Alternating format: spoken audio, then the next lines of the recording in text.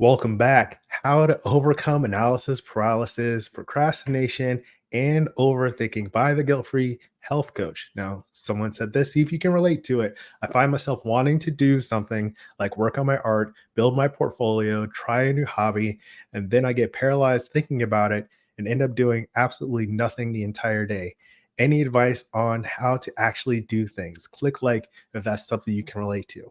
Now, that's regardless of it's, your art or your craft or your profession or your business or anything, your fitness. If you were trying a new thing, you're wondering how to start instead of just looking at it and considering it and wondering how to actually get going. This is the video that's going to help. Welcome. My name is Reggie. I'm the founder of Fit for Freelance, where I build adaptive business leaders through compassionate health coaching.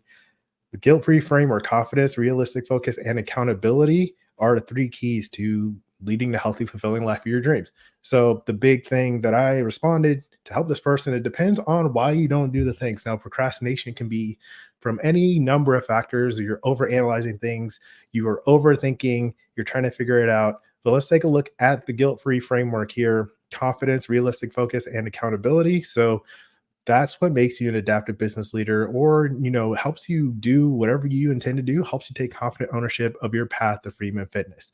So the first thing that can pop up that can keep you from actually doing the things that you intend is that you don't think you can do it or trust that you're worth it. So this is why you need confidence. If you don't think you can do it, like if something seems like, oh, I can never accomplish that, or I don't have the money or the resources or the pedigree or the upbringing or those kinds of things, if you don't think you can do it, then you're going to get stuck just thinking about it instead of actually attempting the things that you want to do for yourself, right? Or trusting that you're worth it. If you think like, oh no, like I don't deserve that, or I'm not that bad yet. Some people, when they're trying to think about health changes, are saying like, oh, I'm not that big yet, or something like that, right? You have to trust that you're worth the health implementations and the changes that you want for yourself. So that's the first thing, confidence.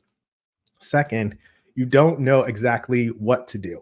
So when you're researching things, I'll stick to health and fitness because that's so relatable to me. That's what I spend most of my time, but it applies to all the processes to change. So if you don't know exactly what to do, if you are researching a bunch of things, you'll find conflicting information on the best way to start. And it's because different things work for different people in different situations. And you're going to have something that works uniquely for you, in a way that it wouldn't work for most other people, right? So you have to keep this in mind. And if you are just researching and you're not taking action steps, then you don't know exactly what to do and you get confused, you can get stuck, and then you're in that analysis paralysis. It feels like we're procrastinating, you're overthinking, you're like, what do I do? I don't even know. There's all this stuff. What's right to do? So that's the second step.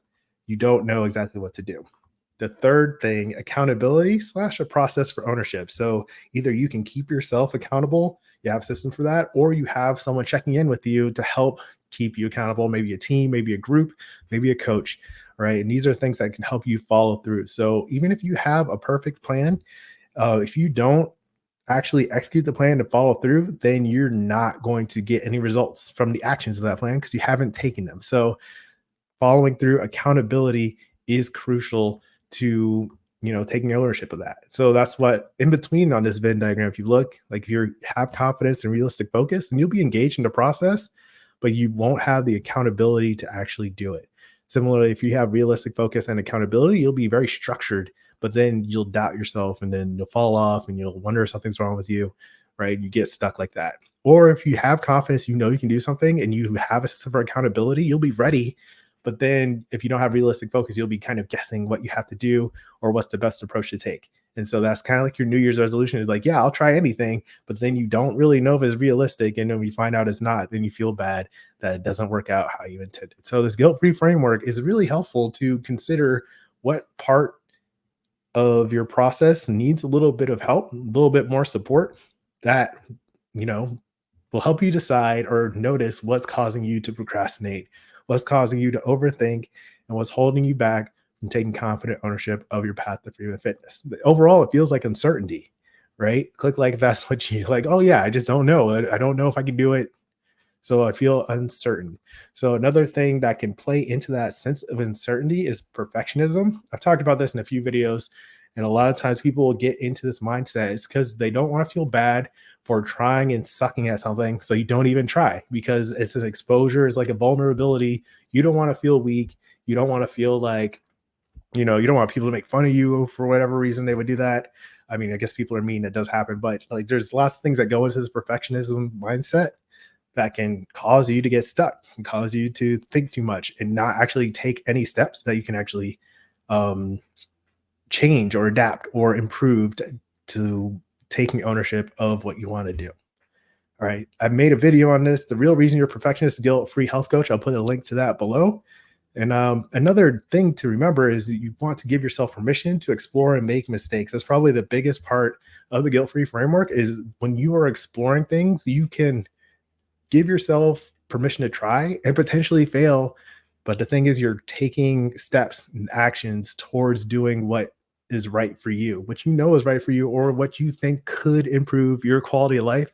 You want to give yourself permission to explore that and make mistakes if necessary and get back on track and recover. Right. So some people make a mistake and they feel really bad about that and then they quit until like the next January 1st or something. Don't do that either.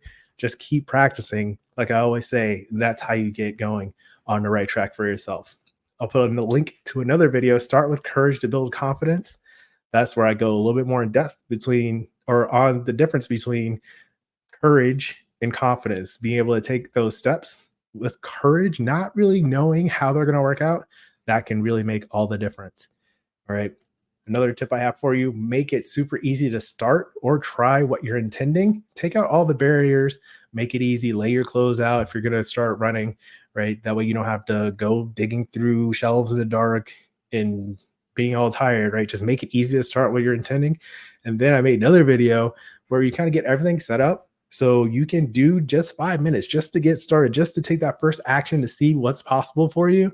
And then after that, you can quit or just decide like, okay, I did 5 minutes. That's good enough for today.